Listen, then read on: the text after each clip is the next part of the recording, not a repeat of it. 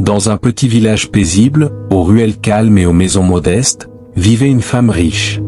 Elle avait tout, l'argent, le pouvoir, le respect en apparence. Mais au fond d'elle, une question la tourmentait. Qui m'aime vraiment pour moi, et non pour ce que je possède? Un jour, elle prit une décision radicale. Elle fit semblant d'être morte, organisant une mise en scène discrète, pour découvrir la vérité cachée dans le cœur de ceux qui l'entouraient.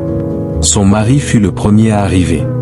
Il s'approcha lentement, puis un léger sourire se dessina sur son visage. « Enfin, tout est à moi maintenant, murmura-t-il. » Il pensait déjà à l'héritage, à sa nouvelle vie, et même à la femme riche qu'il épouserait ensuite.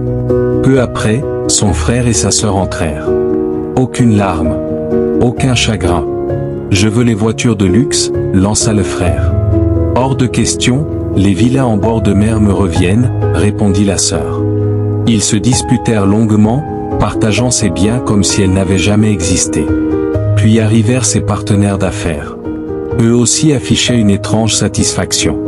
Ils parlaient déjà des parts de l'entreprise, des contrats, des bénéfices à venir. Personne ne prononça un mot d'adieu. Personne ne versa une larme. Le silence était froid, presque cruel. Enfin, ses parents entrèrent dans la pièce. Et là, tout changea. Sa mère éclata en sanglots, incapable de se retenir. Son père tremblait, le regard noyé de chagrin. Il ne regardait ni l'argent, ni les bijoux, ni la grandeur de la salle. Il ne regardait qu'elle, leur fille.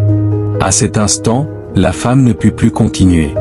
Elle se redressa brusquement et murmura « Maman, papa ». Sous le choc, ils restèrent figés, puis la serrèrent contre eux comme si elle revenait d'entre les morts. Dans cette étreinte sincère, elle comprit enfin la vérité. La leçon de morale. Beaucoup aiment ton argent. Beaucoup aiment ton statut. Mais seuls tes parents t'aiment sincèrement, sans condition. Abonne-toi, like la vidéo et laisse un commentaire pour ne rien rater des prochaines histoires.